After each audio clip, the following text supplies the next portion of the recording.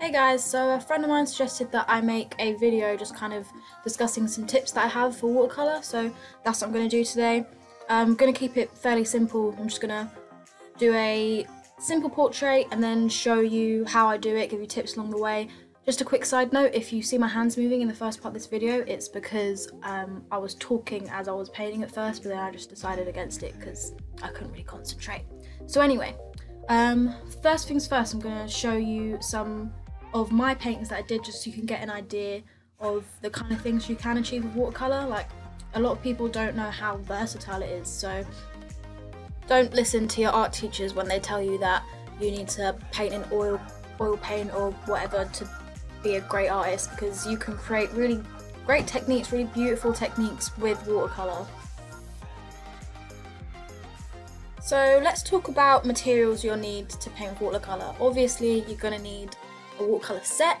I've got this 32, I think it's 32 colours, maybe 34, by Windsor and Newton. I bought it online and I'm pretty happy with it. I haven't had any problems, but you do not need an expensive watercolour set to create good watercolour paintings. Like, as long as it's not some Poundland crap, like, you'll be alright. You also don't need like a lot of range in colours like I have. I just bought it because I paint in watercolours a lot and I still mix them myself. Anyway, so let's move on to paper. I've got this Aquafine watercolour paper by Rowney. I would recommend you get at least like 200, maybe like 140 probably at least GSM watercolour paper, because thinner paper cannot handle the level of water. I've got 300 GSM because I tend to kind of flood my paper with water. I use a lot of wet and wet techniques. I use a lot of water. So yeah, this is cold press, by the way, and you can get like cold press or hot press paper. Cold press just has a bit more of a texture on it, whereas hot press is a lot more smooth. So, oh crap, sorry. I think a lot of artists prefer cold press, but I don't know. It depends what technique you want, really. Anyway, next is brushes. I keep mine in a pot because it's just easier, and they're not. I don't really take care of them that well. They're all kind of dirty. I really should take care of my things. Anyway, the point is you need something soft, like what I'm showing you right now. You need a softer paintbrush. You don't want something with too much texture, like the other one I'm showing you. Those ones are mainly used for like oil painting. So unless you want a rougher texture, you kind of want that texture in your painting, you should go for a softer bristle. Moving on to the actual painting, you can see me taping down my paper with washi tape right here. You don't have to do that, I just do it when I know I'm using a lot of water in the background. But it does make a little bit of a difference to the paper buckling, but you can always flatten it after. One tip I really do recommend is to erase your underdrawing before you actually start painting, because your drawing will show through, because watercolour is translucent, so your underdrawing will show through. And you can't erase it after, so obviously. Another tip is, if you want a flat wash, I would recommend first of all putting down a layer of water on the area, and then make sure your brush is clean. My brush isn't clean in that shot. Anyway, put down a layer of water and then put down your layer of colour. Hopefully you can't hear my dog barking in the background. Fireworks. Anyway, make sure you layer down your colour in one go, because when you stop and the paint starts to dry and then you go over it again, that's when you start to see like patchiness and lines. So if you want a smooth wash, do a layer of water underneath and then do your watercolour all in one go without breaks, without long breaks anyway. Obviously you can go and refill your brush or whatever, but yeah.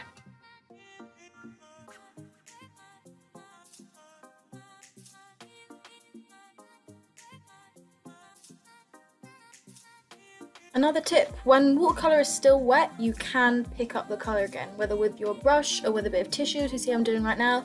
A lot of the times I will do this technique where I'll just paint down one kind of mid-tone and then I'll pick up colours in the places that I want to be lighter, like with a piece of tissue.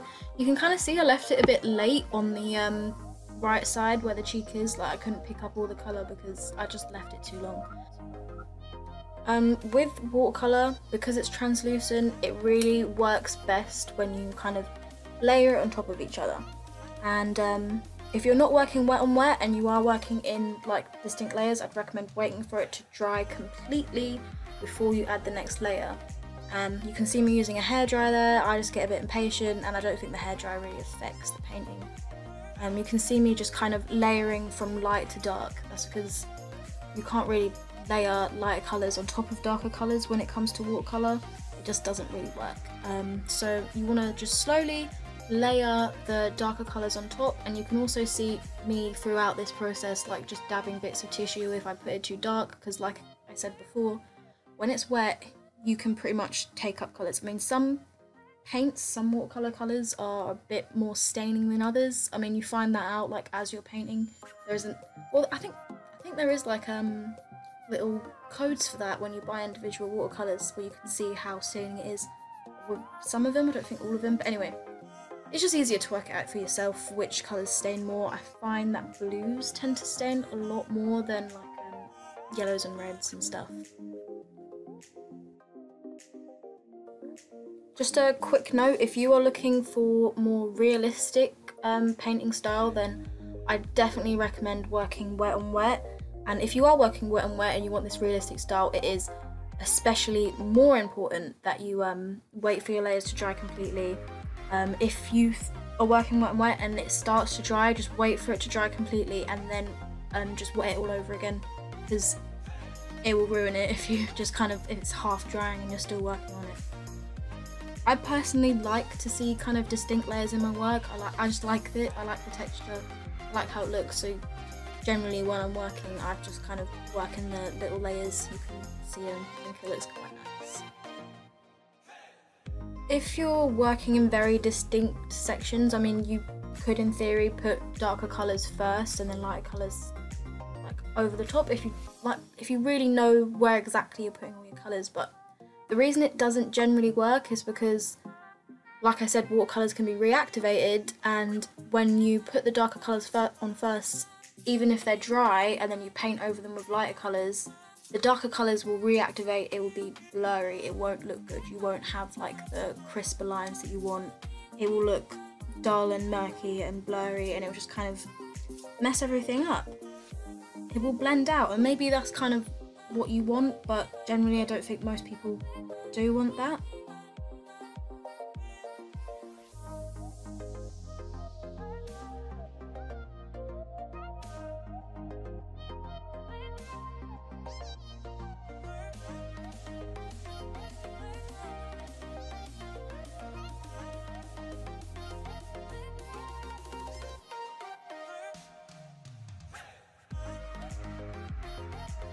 Essentially, the best advice I could give you for painting watercolour is to just be patient and build it up slowly, layer by layer. Just be relaxed about it.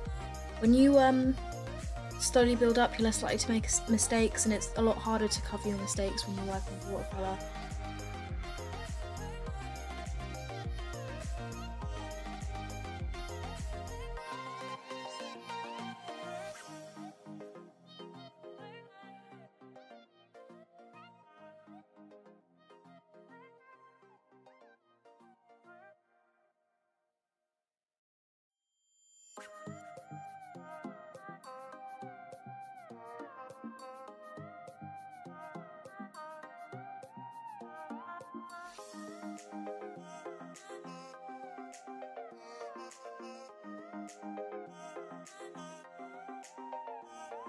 So far the build-up of shading on the face has been quite gradual, but here you can see me adding quite a sharp shading to under the cheekbones. I do blend that out a bit later. Like I said earlier, you can reactivate paint for a fair amount of time after you've put it down, depending on the paint. But I like to add sharp details like this. I like to add sharp shadows, dramatic lighting. You don't have to do that. You can just kind of keep it in very gradual stages. The more gradual the stages, the more realistic it's going to look. Yeah, that's more of a personal choice.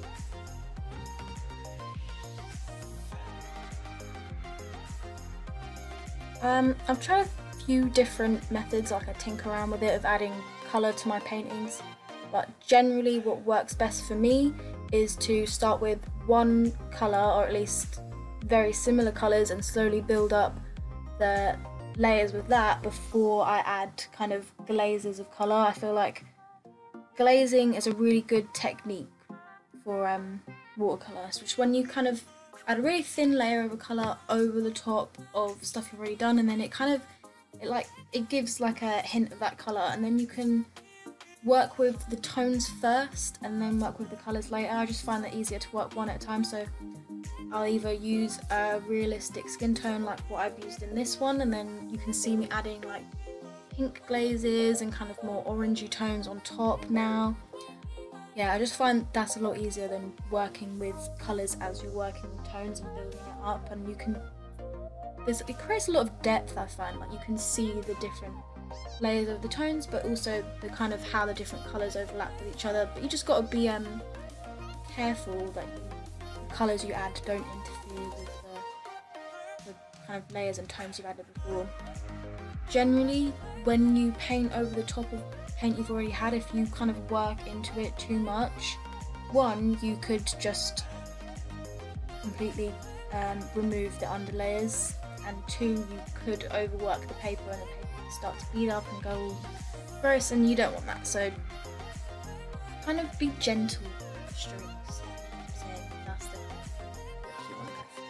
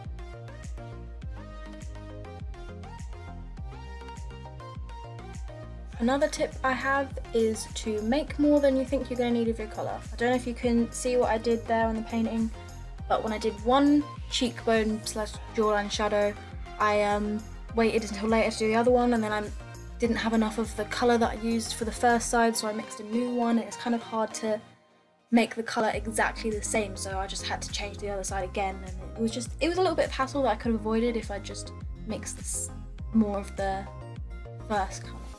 Because especially, I don't know if, I mean it happens with all paints, but with watercolour it looks a lot different than when you first lay it down wet. So that's also one other tip I have for you: swatch your paints. Especially if it's like a decision that you can't really reverse. Swatch your paints up. Anyway, when you have paint on a palette, you can reactivate it on your palette, which is one thing I do like about watercolours. It works pretty much the same after you add a bit of water to it. Sometimes when they get really old it gets a bit flaky, but generally you can just reactivate it pretty well. So yeah, more of the story, bottom line, I'm rambling. Mix more than you need of your watercolours. That's what I'm trying to say.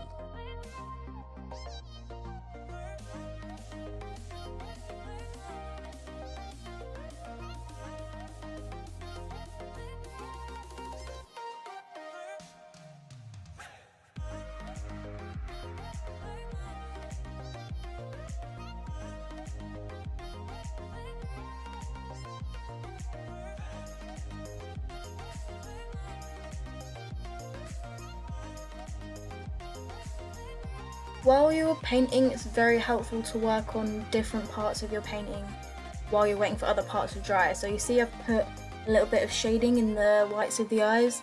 I couldn't just then go in and do the pupils because it would be all blurry and gross, so I just decided to go with the background while I was waiting for the eyes to dry, and then I could add in the iris and pupils. I'm using a wet on wet technique here. Like when I first applied the first layer of the skin tone, I put down a layer of water first, and it does really kind of help to get that smoother painting style. But that's not generally what I'm going for in the background. I'm kind of going for a very textured, abstract background. You can just see me kind of dropping paint on the wet background, one thing that I really love about watercolour is the effect that creates. Like, you can just kind of see it like spreading out, and it looks really cool and painterly and watery, and so I add more water and more paint as I go, and then I kind of add different colours along with that as well.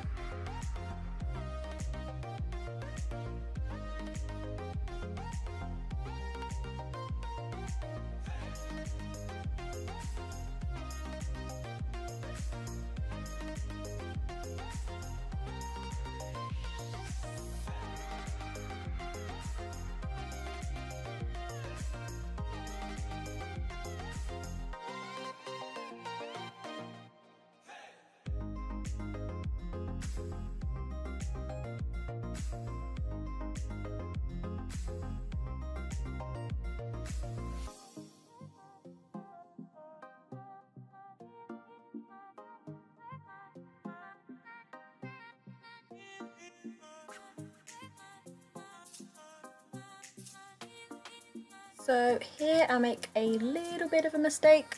I wanted the hair to kind of blend in with the background, like I wanted to just kind of do like a very blurred thing coming out of the face, so I went in with some water to re-wet the background so it would blend in, but I kind of went over it too many times, like I overworked it, and then you get this, I don't know if you can see it, but you get this weird halo thing around the head where I've kind of reactivated the other paint in the background. It just looks weird. I did fix it, it looked fine in the end, but just try to avoid this mistake of like going in too much later and reactivating old watercolour, and then like it just kind of pulled weird. I don't know, it just looked weird, but yeah, I managed to fix it in the end.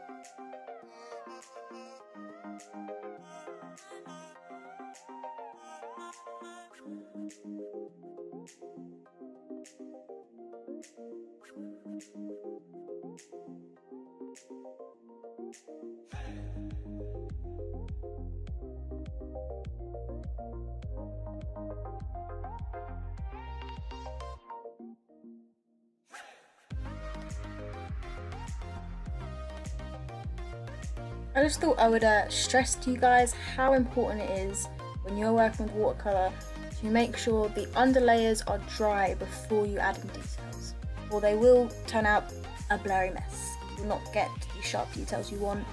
Just be patient, wait for it to dry. I have a really hard time with this, that's why I use a hairdryer, because it cuts the time way down, but just chill, just wait, work on something else. I find it's a lot easier when you have a couple of paintings going at once, then you can just switch back and forth while one thing's drying, or if you get frustrated with one thing, yeah, just make sure it is all dry before you add the details, because sometimes if you're adding like really dark details, you can't pick it up if it goes all blurry and gross, and you don't ruin it, but it's not as nice as you would have liked. So just wait, just be patient. I'm talking to myself as much as you guys. Be patient. Wait.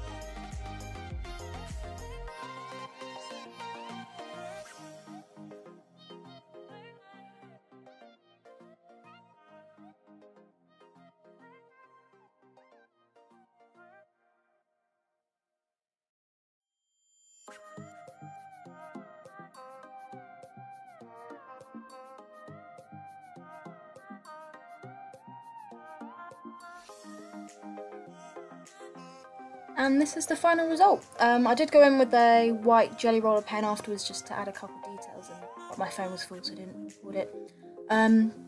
I didn't go into too much detail, kind of wanted to keep this quite casual, but if you do want to hear more watercolour tutorials from me, even though I'm a rambly mess, comment, and if you like the video, please like and subscribe. Thanks guys.